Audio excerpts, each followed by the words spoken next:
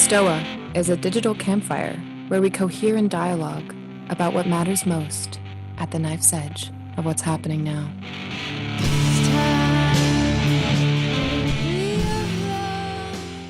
Welcome everybody to the Stoa and another week of Shadowplay. My name is Eliza Pussy and I'm here with Aaron Rogerson.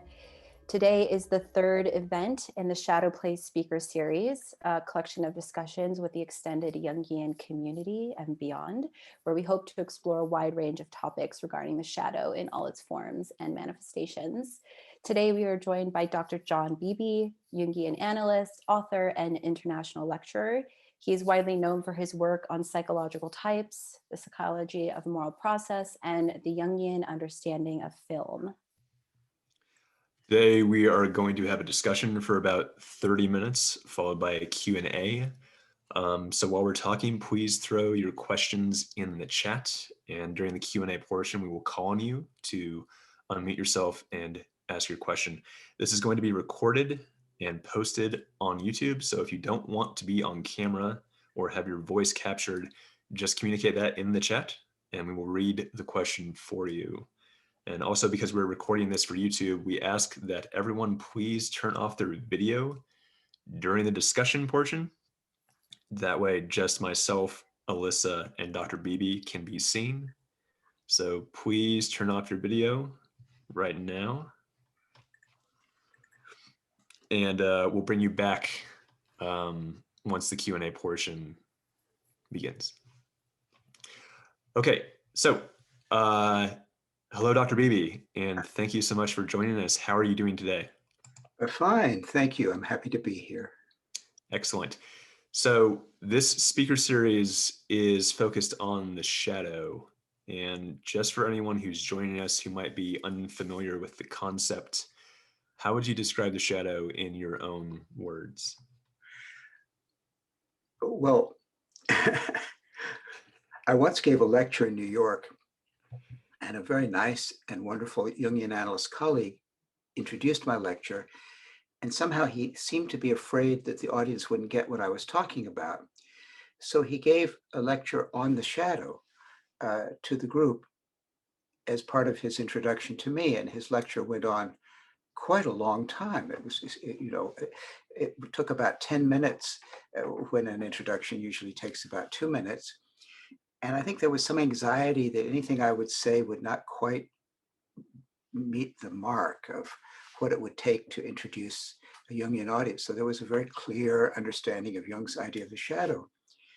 And finally, realizing he'd gone on rather long, he said to me, well, do you have anything more to say? Well, all the time he'd been talking, there was a movie screen behind him because I was going to show scenes from, in fact, the whole of Alfred Hitchcock's Notorious and discuss it from the standpoint of Hitchcock's illumination of the shadow in that amazing 1946 American film. So because he was standing with sort of a spotlight on him and the screen was behind, there was this enormous silhouette on the screen of his. And I said, well, that's the shadow, I said to him and to the audience. So that was kind of a moment of what is the shadow. Yeah, it's in plain sight for everybody else. Yeah. Your work with psychological types really takes the shadow and integrates it into the psychological model. So could you speak a little bit about how you developed your 8-function model and maybe even some of the pioneering work that Jung did to establish psychological types? Well, in my work, the psychological types is an integral expression of something that I'm very interested in, which is moral integrity.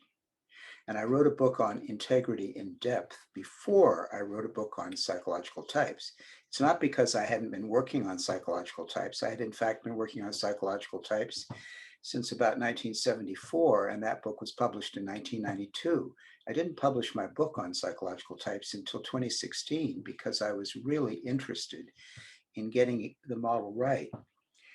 But what I found when I was writing Integrity in Depth, and the reason it has that interesting couple of words at the end, in depth, is that I found that most people have the Polonius idea of integrity: to thine own self be true, and it follows as the night the day, that thou canst not then be false to any man. And now, aside from the fact that Polonius didn't say or woman, and a lot of other things happen in Hamlet, and that the speech is put into the mouth of Polonius, who's sort of the establishment courtier, the vizier of the corrupt King Claudius, I came to feel that idea of integrity is really not true. Simply being true to yourself is not a guarantee that you will not be false to others.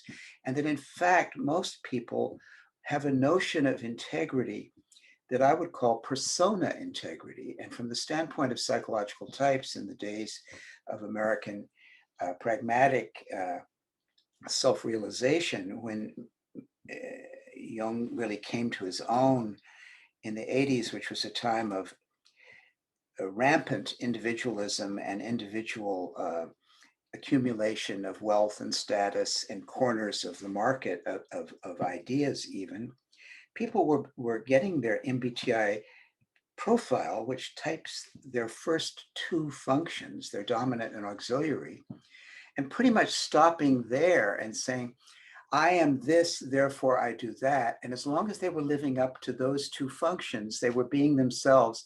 And there was a tremendous confusion of identity with integrity. So identity is an important thing.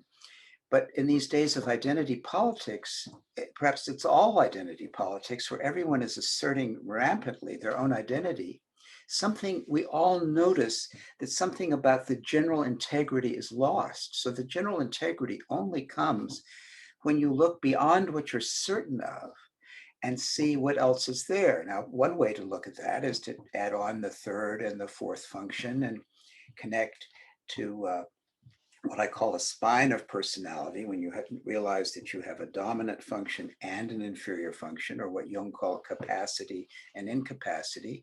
And so by realizing the self, you realize that the ego, no matter how strong its identity, is very limited. So that's one way, is to work on the third and the fourth function, at least in the way of not even trying to develop them so much as to realize their autonomy and the way they always trip us up when we think we're wonderful.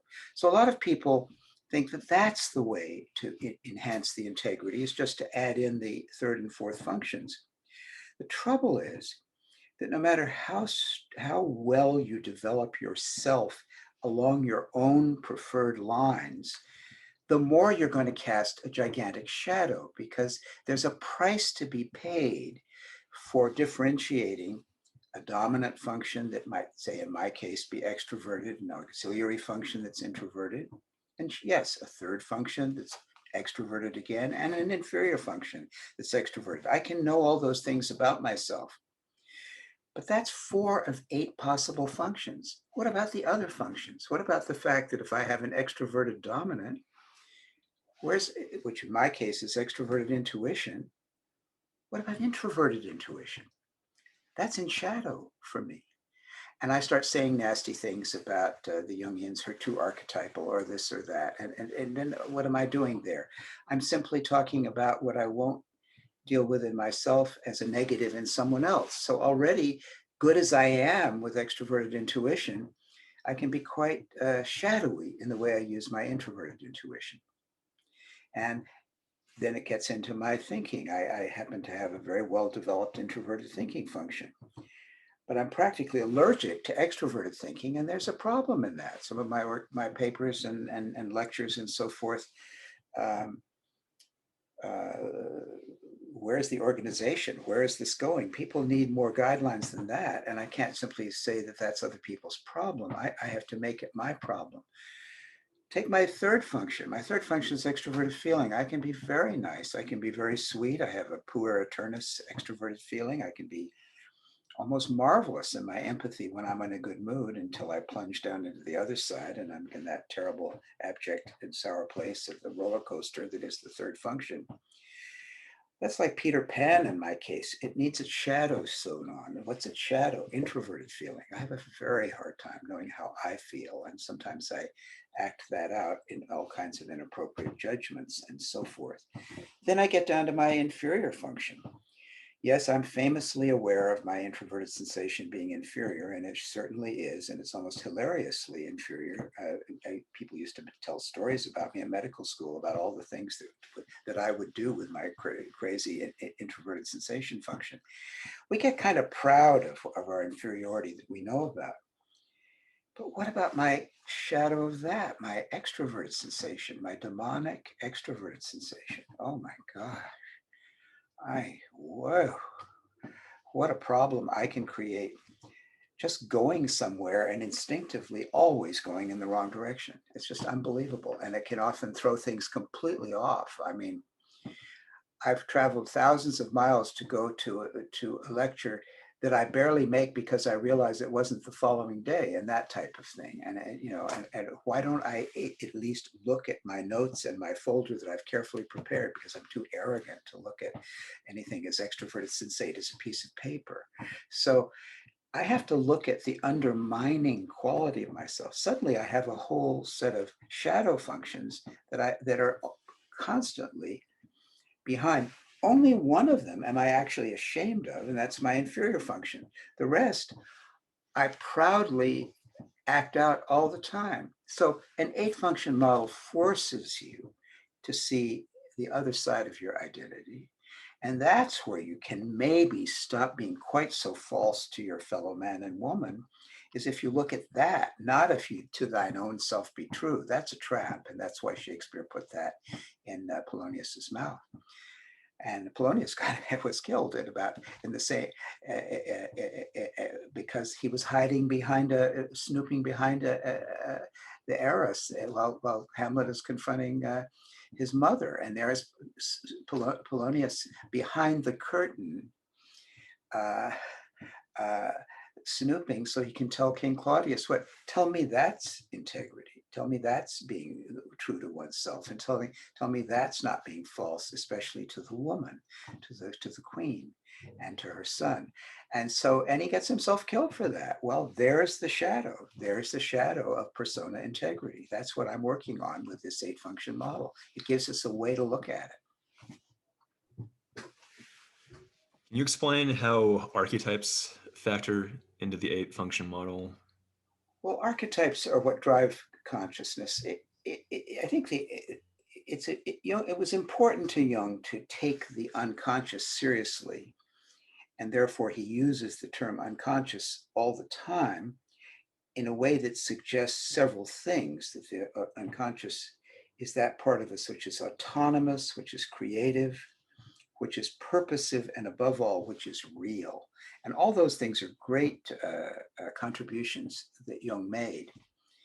But the thing he doesn't say is the reason he takes the unconscious seriously is it's the ultimate reservoir of consciousness. That's why I make the subtitle of my book, Energies and Patterns in Psychological Type, the reservoir of consciousness.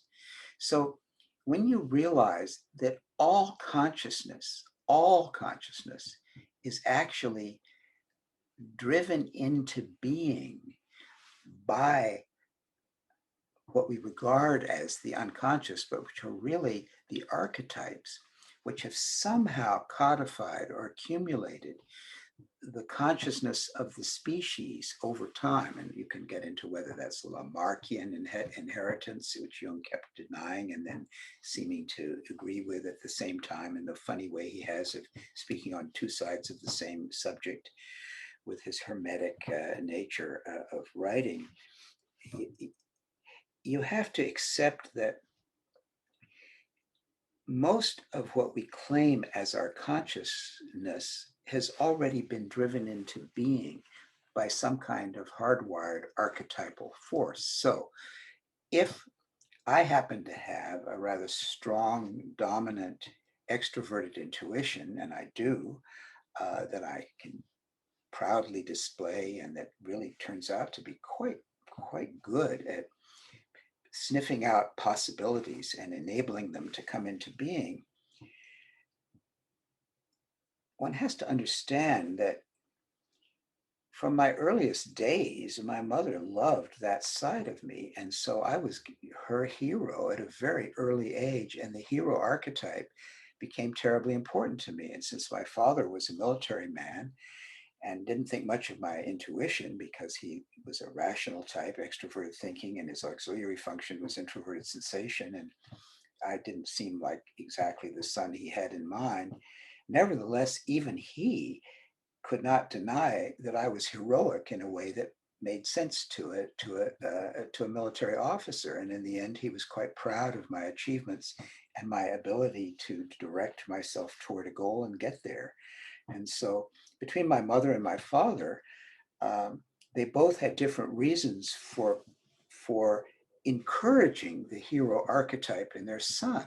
So that hero archetype was available to me, and it was the force that through the green fuse drove the flower of, as Dylan Thomas might have said, of my original individuation of function 1 and later function 2. I mean, so up until the time I was 40 years old, the one thing you could say about me is that I was absolutely driven to realize my dominant and my auxiliary functions. Now, that's a hero archetype, and it's also my attempt to develop a father archetype of my own. And I spent a lot of time becoming my own man, and I was successful at that. But I can't claim that I'm wonderful. The energy was archetypal that was driving me, and I also had to examine how much I wanted to simply be identified with the archetype of the hero and the good father. Worthy things, if done well, and definitely helpful in having a strong ego, which I had been trained by the psychology of my day, which was ego psychology when I was in college and medical school. The Freudian model of ego psychology was what everybody talked about. So I got myself a strong ego. But how about the part of me that was too identified with capacity? Everything Jung is talking about, the spirit of the times being capacity in the Red Book. What about my incapacities? And also, what about the cost to myself and to others of that one-sided focus on achievement? So I had to get a chance by looking at my dreams to see knocking at the door uh, uh, of my psyche, asking for help, other sides of my personality. I remember once there was a very strong, heroic man who was trying to make love to a woman, and she just finally said to him, "I can't keep up." Well, that kind of message from your unconscious makes you listen to another archetype altogether. And that's how I began to connect with the anima archetype through a series of dreams that showed me the feminine just in me was not interested in that constant heroic drive. In that way, my psyche was trying to create a balance. But I can't take credit for that either. I'm not a wonderful person who saw through himself. My own unconscious said that. So it was coming from below, coming from archetypes telling me to pay attention. And that's how I discovered my introverted sensation. And and that it had needs too.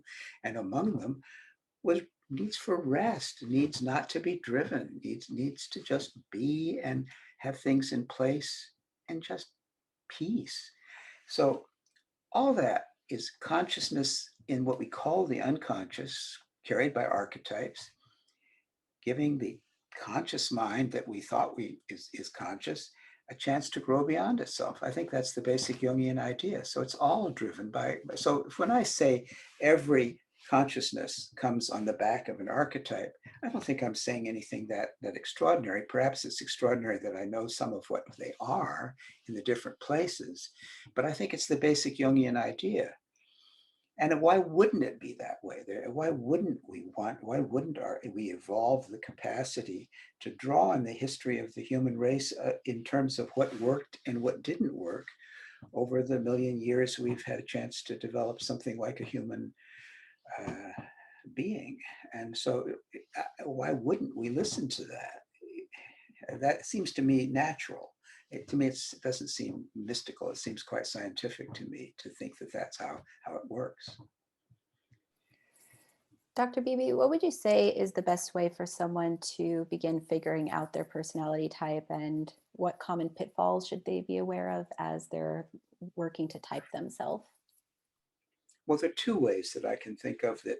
The commonest way talked about by Jungians is keep an eye on what you're terrible at, because often knowing your inferior function is the way to know your superior function. That's one thing.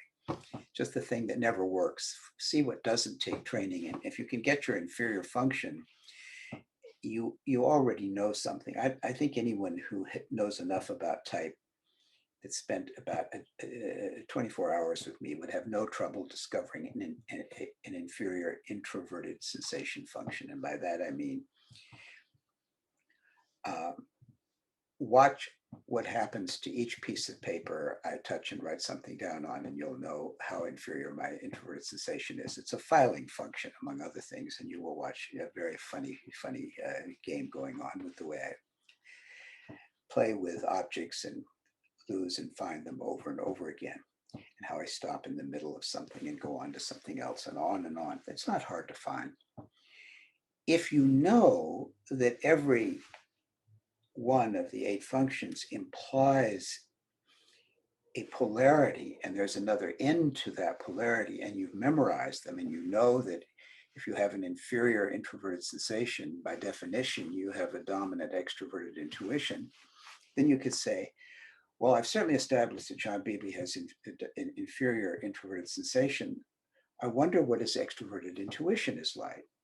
And you will find that you have thought something, and I suddenly just bring it up, and you can't imagine how I would ever do that. In other words, you might have been thinking of Lake Champlain, and someday I say, well, you know, if you're driving up to some wonderful place like Lake Champlain and you practically faint, how in the world did he know I was thinking about Lake Champlain? Where did he get that?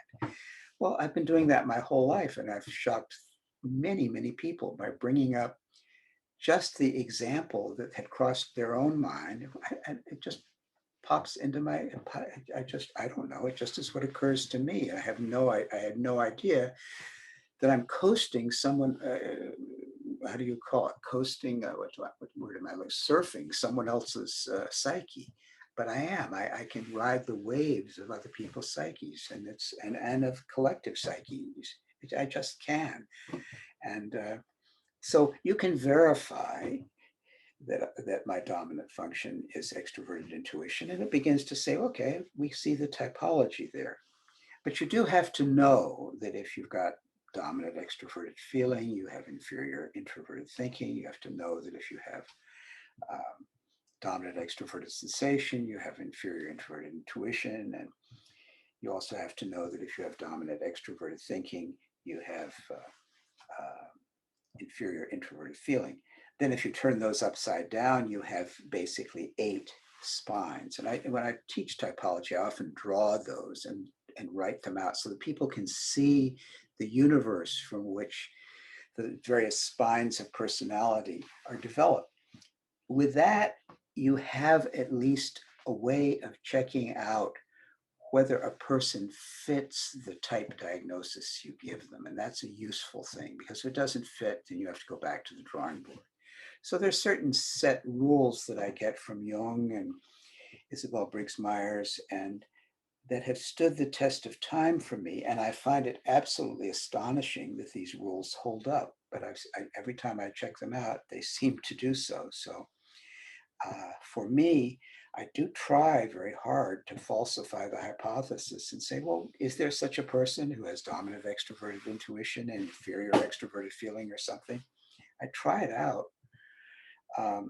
And I try to be honest, but I must say, I think Jung has stumbled onto a law of nature. I don't know how he did it, and I think it's kind of wonderful. So I take it for granted that it's natural. Perhaps that's only because typology is some kind of myth that we are all living. And when you're living a myth, the myth is true. When you emerge from the myth is no longer true. But this seems to be the myth we are living now, is that our consciousness is an emergent quality of our complexity that sorts itself out. It's self-organizing in several lawful ways. And between them, Jung and Isabel Briggs-Myers figured out the basic laws. Jung figured out dominant and inferior function. He figured out the four functions. He figured out the attitudes. It was Isabel Briggs-Myers who said that they alternate, at least from the dominant to the auxiliary. And it was me who, and a couple of others who felt that it doesn't stop there, that it's like a system of checks and balances. If the first is extroverted, the second will be introverted, the third will be extroverted, and the fourth will be introverted. And I find that incredibly useful. And it's also, I particularly who've emphasized that when a function is used with one attitude, its shadow is the function used with the other attitude. And attitude simply means extroverted or introverted. These are laws of type that I think are actually, at least within the myth we're living, observable, predictable, and very useful. Now, someday we may outgrow that model, but it's a very useful model at the present time, and it does make a lot of things clear. You mentioned that the intense interest in MBTI, for example, might represent a confusion of integrity with identity. Has this confusion become more and more pervasive over time?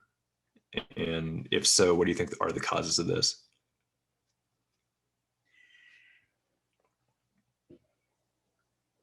Well,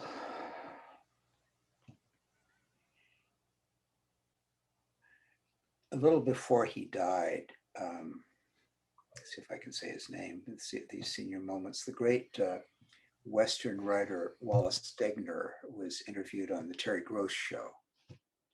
And she asked if things had changed much in his lifetime.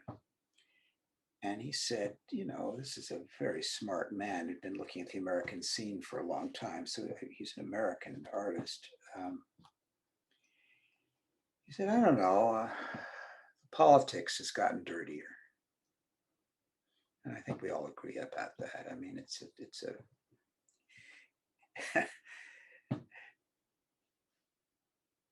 you have the irony of Donald Trump saying he's going to Washington to drain the swamp. I mean, for example, I mean, the politics are just absolutely appalling. And part of the problem is everybody is representing a different identity. And I think that to me is a terrible thing. I mean, and I unfortunately, I've always felt that the sweet spot in my own politics is left of center. And of course, it was easy to observe a religious right, but living around Northern California and so close to Berkeley, it was pretty easy to see that there's also a religious left.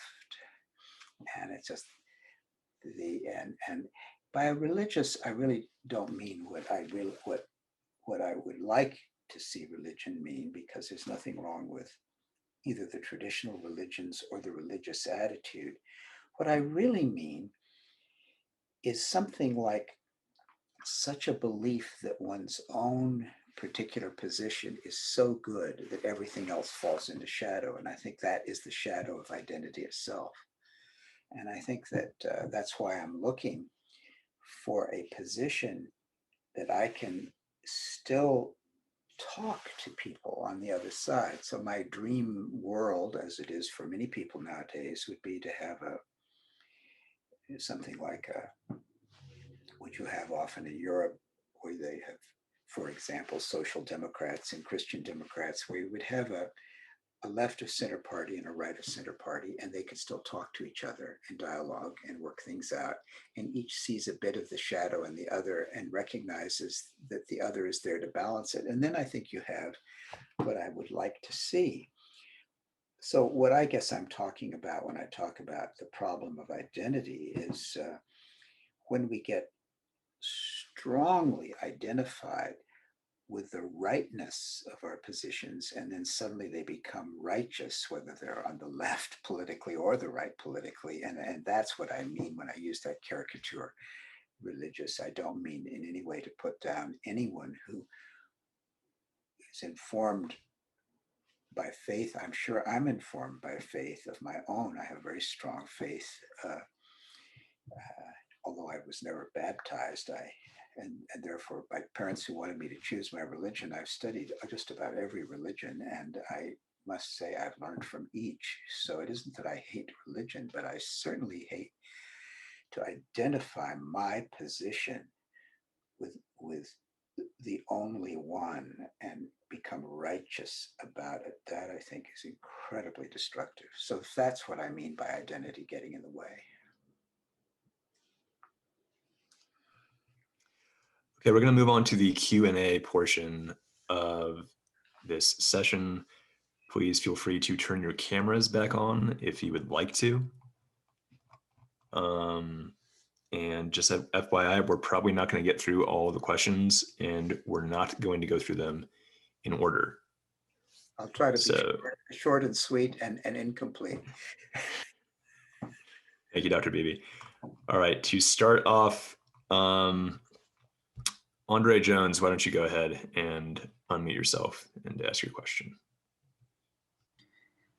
So starting with a bit of a long one, this is something I've done a bit of reading on, and I've written a bit of existential analysis on before. So my question is that, so do you see that with the COVID pandemic, that there's a lot of people that are, for the first time, having to engage with their shadow, and especially even reaching a point of having to engage with the function of individuation, as they've gone from the mode of being in the conscious world, engaging with their jobs, their friends, sort of reality as a whole, and then put into quarantine and isolation, and suddenly they're facing themselves and having to look at their subconscious for the first time for many people.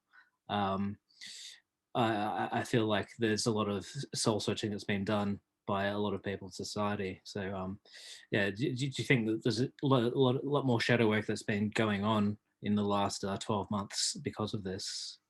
Oh, I think absolutely. And I'll say it really quickly. In America, and I'm not sure what part of the world you come from, but you sound like you might be either Australian or English. And so I wonder if you have a background that's of another continent than North America in recent times. Could I ask that before I proceed? I'm Australian. Thank you. Thank you. Well, I always have found people in Australia are immensely psychologically minded. So you're a very psychologically minded question. And I think there's more than one way for the pandemic to be an individuating experience. I come from extroverted intuition, and that sees the possibilities in anything. So I just have dived in with the possibilities of this. And I found it a year where I had to stay at home, and I really faithfully observed it, so that I literally had no social gathering at all in the last months since March 10th, when we started sheltering at home. I have not met anyone for lunch or dinner or had anyone visit my home. I mean, I've literally just stayed in my home with my partner, and that is absolutely the only person I see. Very rarely does anyone even come in to do any work, and no one. I just keep myself, because I'm 82 years old this June, and I don't want to get COVID, so I've played it safe and fallen madly in love with introversion. I didn't know how introverted I could be, and I've just loved that for myself.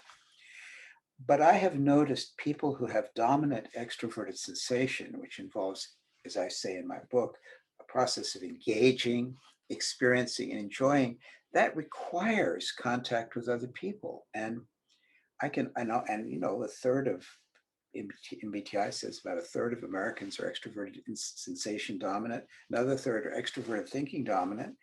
And I think for those two types, this year has just been a disaster in terms of having to be this introverted and having not to plan things that involve engaging and experiencing, enjoying, or collecting other people. No wonder so many people in the last administration were just defying and going on with extroverted lives, and those White House events that they had, like the one for Amy Coney Barrett, where everyone comes down with COVID after this gathering. I can see why these things occurred. They occurred because some people have never had to introvert before and don't know what to do. And now I realize that all those years in Jungian analysis prepared me for this, because that is also an introverted experience. But for people who've not ever had to work on their introverted side, this has been a crash course, and sometimes a terrible one. Some people have actually, as you know, adolescents sometimes commit suicide because they can't meet with their friends. This has been a very difficult time, and it's taught extroverted America how little it knows about introversion. Now, I think it's an advantage and a possibility for individuation, but it's also been like a shock to the system, a deep shock. So I hope that answers some of your question. And I'm sure the Australian situation, where there's a lot of extroverted sensation, is more complicated, because I think you have so much more from that country of connection also with introverted intuition under certain circumstances. So I think there it would be a different thing. All right, Ron, did you want to unmute yourself and ask your question? Yeah, sure. Thank you. Hey, Doctor. Great to talk to you. It just so happens I'm doing a deep dive into your work these days, so a nice coincidence. Thank you. Well, I wanted to just ask your view of the hero's journey, which we talk a lot around here. I think, if I'm not misunderstood, I've heard you talk about the hero differently than some others, talking about our individuation and second half of life and deep shadow work as really going beyond the hero, the way you use the hero, whereas others talk about the hero's journey as something that continue, and that journey itself could be deeper shadow work and deeper individuation. So I'm just curious how you think about all that. And thanks. Well, I had the great good fortune to know Joseph Campbell personally, and he was a member of the Board of Governors of the Jung Institute of San Francisco, where I trained, and am still an active member as a Jungian analyst and teacher. And of course, he, right from the beginning, with the hero with 1,000 faces, and his whole in the 80s, he became very famous. He'd been around teaching in San Francisco, thanks to our extended education program for a decade before that, had a role to play in making him a national figure, because those lectures were so successful. And certainly, there is something wonderful for people to find it in themselves to heroically discover a bit of consciousness for themselves and find the joy in taking seriously the worth of what one can achieve. And he was himself a marvelous example. He on his honeymoon, he told his wife, he said, he loved to outline things. He said, I'm going to outline everything. And he pretty much did so in his life's work. And it was a very heroic work. But I had another mentor who spent a lot of time with Joseph Campbell, and that was Joseph Henderson, who had been analyzed by C.G. Jung himself, and had then helped to found the C.G. Jung Institute of San Francisco. And he would always qualify the idea of the hero as a stage prior to the true discovery of the unconscious and its autonomy and its strength, and the part that can't be outlined or controlled in any way. And I was at a lecture that he gave back in 1970, and someone asked a question about the hero, not unlike yours. And Joseph Henderson looked at him and said, "Do you see how hard it is to get beyond the hero?" And so that just hit me like a ton of bricks. And I just have been thinking about it ever since. So I've got 50 years or more of thought about what it means to get beyond the hero. And that helped me so much to get beyond what my parents expected me to be and what therefore I expected myself to be. And when I finally got to the Red Book, which Jung wrote when he had crashed from his own hero trip and really was discovering that this great mind of his was at risk, and he discovers that capacity is the spirit of the times, but incapacity is the spirit of the depths. I became part of that postmodern view that began to look beyond the hero and beyond the giants, and to sort of find the pygmy within, if you could say it that way. I don't mean to be racist or in any way, just to speak of something small or Lilliputian, like in Gulliver. If you can find your smallness within, it's pretty hard to sustain a fantasy that life is about being a hero that rescues a prize. It's something else indeed. It's something else indeed. And so for me, the difference is that you have to somehow have an initiatory experience in which your original hero gives way to something like an initiate who actually, and the person who writes about this best in common writing is E.M. Forster in A Passage to India, which I think is just the novel of the 20th century if we can read it. And there is a woman in there named Adela Quested who has gone to India, and she makes an accusation that she's been sexually abused by an Indian as they were in a cave. But as she really gets at to what happened in the Mirabar caves on the stand, she suddenly has to admit that the echo was such that she was so profoundly touched by the cave that she could no longer be certain whether the Indian man had touched her in any way or whether she was touched by her own sense of the reality around her, and finally has to admit on the stand she doesn't know. At that point, the English colony abandons her because the Indian justice system works because the Indian man is exonerated from the very serious accusation. And the reader of the novel certainly doubts that he's done what she accuses him of having done. But more important, Adela Quested doubts herself. And then Forster writes about her after, and he says of her, although the hard school mistress manner remained, she had ceased to be one of those people who question life and instead allows herself to be questioned by it. In other words, she had become a real person. And I think that is the greatest description of what it means to go beyond the hero.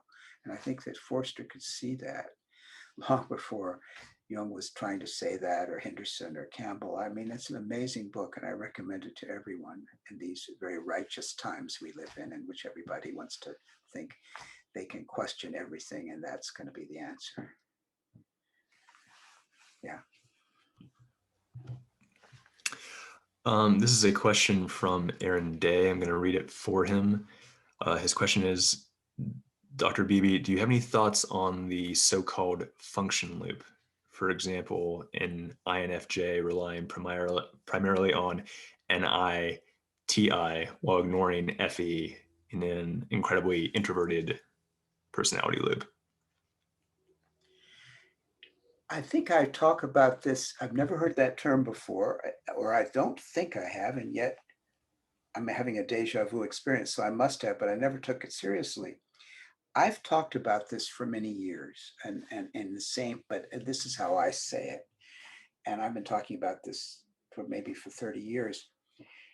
To explain why so many people believe that the most important thing Jung had to say was that we're either extroverted or introverted, and why Jung himself and the Jungians following him seem to make the mistake of saying that if your dominant function is extroverted, so too will your next two functions be extroverted, and therefore the only one left to carry your introverted side will be your inferior function. That was the model I was trained in originally and found didn't work. And then I came to the alternation of functions with the help of Wayne Detloff, who pointed out to me in 1972 the work of Isabel Briggs-Myers, and that gave me to, and then I began to see that the Jungian model was wrong. So I thought to myself, but nevertheless, what about these people who are so strongly introverted and so strongly extroverted? What I realized was these are people who are using functions 1 and 3 rather than 1 and 2. And so they're using the third function as their auxiliary. So given them, and this is what you're calling the function loop, and that must have a pedigree that I need to learn about, that's why they're doing this. Well, that was easy for me to figure out because I was like that myself. For a long time, I was using extroverted intuition and extroverted feeling. There was a very simple reason for that. My father was a very strong extroverted thinking type, and my auxiliary function was introverted thinking. So when and my father told my mother on their first date that he was going to be president of the United States someday. And when he was he was a military man, and he kept hoping that he would have a chance to distinguish himself in combat or something, and perhaps then run for office and finally maybe end up politically. So dinner time was a very sacred time for him because at 6 o'clock, the news was on. And of course, we're talking about the world of the 1940s,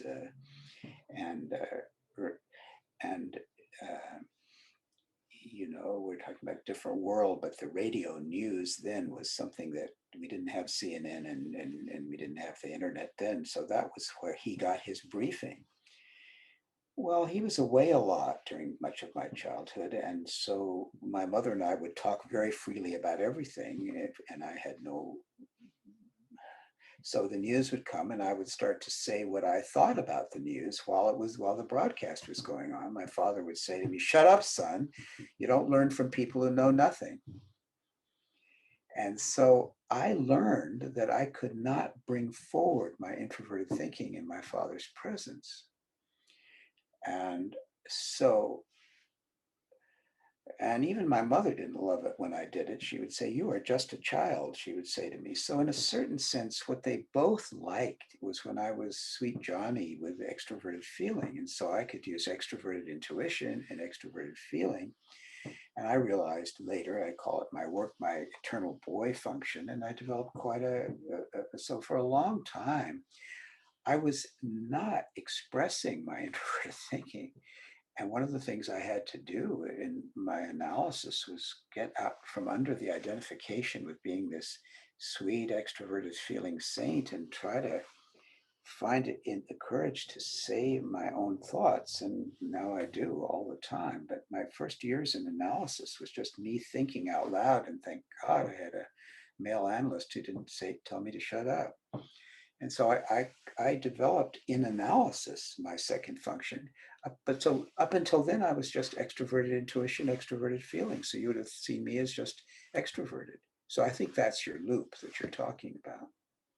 And it's the problem of the eternal boy or eternal girl, because sometimes in some families, only the mother can be the mother, only the father can be the father, and the child cannot develop their own father's side or their own mother's side. So they develop their child side. And you meet lots of people like that who have a hero function and a puer aeternus function, and they don't have an auxiliary parental function because it wasn't allowed. Their parents were the only game in town. In the family they grew up in, many parents crush that developing it, and it's seen as unmannerly in children, whereas in fact I think it should be encouraged much sooner. Yeah. Megan, would you like to unmute and ask your question? Yes. So the first question that I wrote, you kind of answered as you were talking, but I was curious if you could explain or expand on any sort of limitations, gaps that you would run into if you were looking at personality just from a four function view and not thinking about how the shadow influences the conversation? Well, I think that's where giving what I've dared to do, because the shadow, to develop a typology of the shadow is very dangerous, because everything in the shadow is connected. Jung would have said, look, the shadow is the whole unconscious, so you can't just put this here and that there. But nevertheless, I felt that we haven't had enough understanding of the shadow, so I've dared to do a kind of typology of the shadow in the sense of what are the archetypes of the shadow. And so the first was my greatest discovery, was the opposing personality. I had no idea how oppositional I could be, and until other people pointed it out so many times that I realized I was going to have to. In fact, I'm thinking of a patient in my practice who said to me, "You love to fight," and of course he was right. And I was only seeing how combative he was. But my opposing personality is the shadow side of the hero, and it has four faces, but they're all kind of forms of a kind of oppositional defiance that I developed in adolescence, and it took a long time to own as actually a part of me. Um, and that oppositional defiant side of myself once came up in a dream as Barbara Streisand, and actually giving my mother hell. It was a very funny dream for me to experience, and to think of my inner Barbara Streisand. Once later on, I began to say, well, why do you know? She was introverted intuitive in the dream, and she was giving my mother a lot of trouble. And in those days, I felt very put upon by my mother, and I was actually saying in my first year of analysis, it takes a woman to fight a woman, and that inner woman was not my anima; it was my inner Barbara Streisand. So I thought to myself later. So I felt eventually, when I knew type, that was the shadow side of my dominant function. My dominant function being extroverted intuition. The shadow side of that would be introverted intuition. Somehow my cell phone rang with a spam call, excuse me. But I thought about, so am I right? She was angry in the dream, but is she really that oppositional? And I was thinking that very thought when suddenly the phone rang with a robocall, and it said, "This is Barbara Streisand. Where is it written that and it was one of her political calls?" I said, I guess she can be an opposing personality. A little later, I said, well, okay, introverted intuition, Barbara Streisand, my God, she's gotten Grammy Awards. She's fantastically good with sensation and music and this and that. So it came out that she was being interviewed in the New York Times for her first jazz record a few years ago. And the interviewer, wonderful, generous interview, and she was is always a wonderful interview subject. And the person said, now, when you do your songs, the sound is so carefully arranged. Do you work out your arrangements on the piano first, then the orchestrator takes over, or how is it done? And she said, "Oh, I don't use the piano. I don't read music."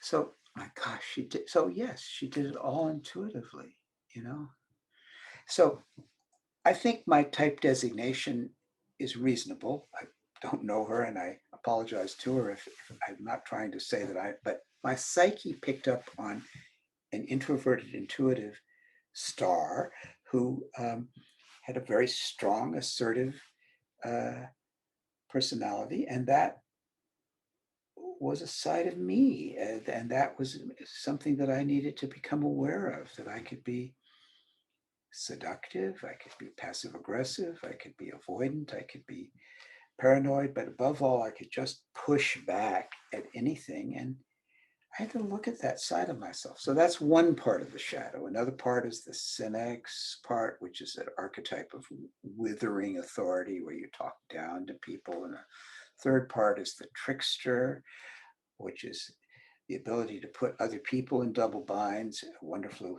wonderful ability when they put you in a double bind to be able to put them back in a double bind. And finally, my demonic side, which can be undermining, to learn that there were archetypes. That's where I think, so whether the typology, that's specific, I've checked it out for myself and I think it works. But it's more important to know that we have these archetypes. And why do we have them? Why do we have a shadow? I think it's because we have to defend ourselves. I mean, what I loved about Barbara Streisand and why my psyche picked it up is that she was born around the same year I was, and she found a way to defend herself in a world that might not have let her do what she did had she not had such a strong personality. So defenses of the self are nothing to be ashamed of or nothing to see as bad, but they are our shadow, and they sometimes come on too strong, or the part of them that comes on too strong at least has its value, but it also has to be looked at. Jungians don't look down on the shadow, but they want us to become aware of it. And I picked up on that tradition, and I still have it. And I hope I'm saying it in a way that doesn't sound more than that there are archetypal defenses in all of us that we need to become aware of. Otherwise, they take on a life of their own and they replace our personality. And I think that's a shame when it happens. I think that's a shame when it happens. And so we draw on strong personalities in the outer world to symbolize these parts of ourselves that have their strengths. And because they have their strengths, they also have their limitations. Dr. Beebe, we're about 5 minutes away from the end of the hour. Do you have time for one more question? Of course I do. Awesome. Herodas, do you want to unmute yourself and ask your question? Yes, thank you. I was wondering, Dr. Beebe, does the type of any person can change at any point in their life at all, or maybe a few times? Thank you. Well, Jung said this in his interview face-to-face 2 years before he died, that was broadcast on British Broadcasting System, interviewed by John Freeman, who later edited the famous book Man and His Symbols. And Jung says, well, the type is nothing static. And he meant by that different emphases at different times. So here I am talking about a kind of a innate self that we have with a certain structure. How does it fit?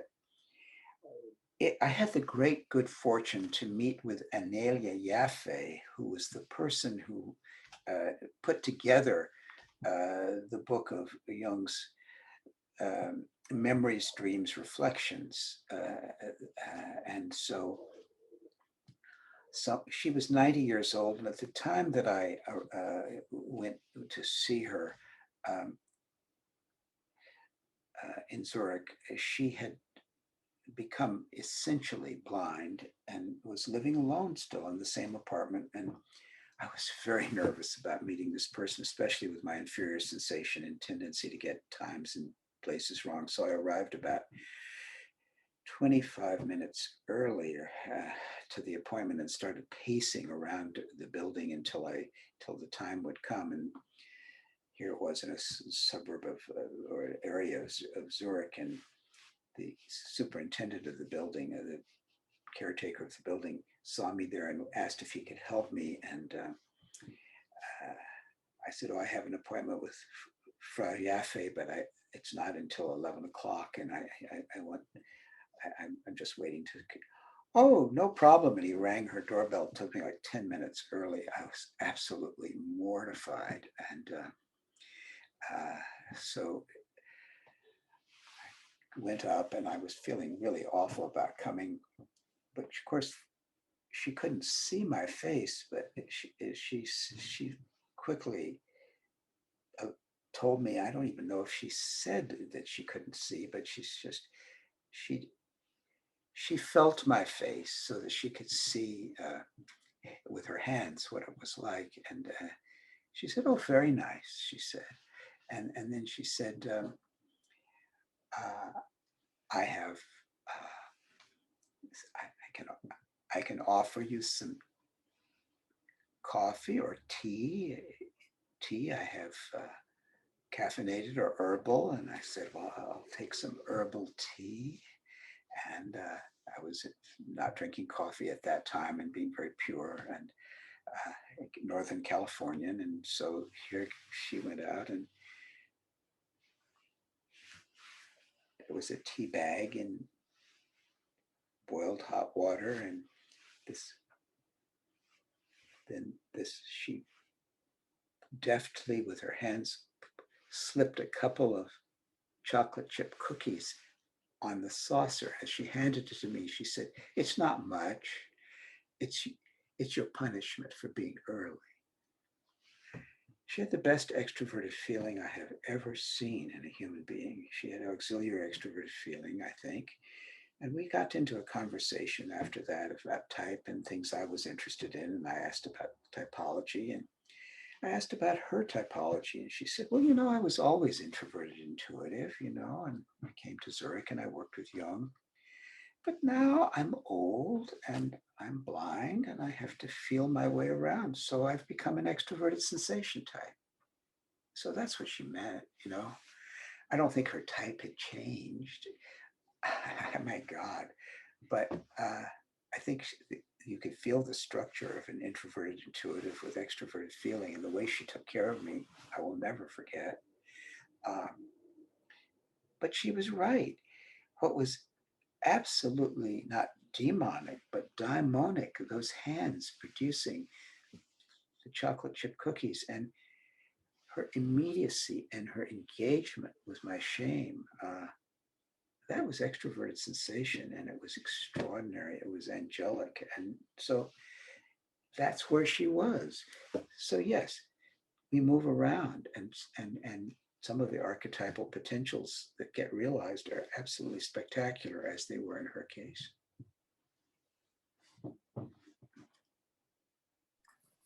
All right, thank you so much, Dr. Beebe.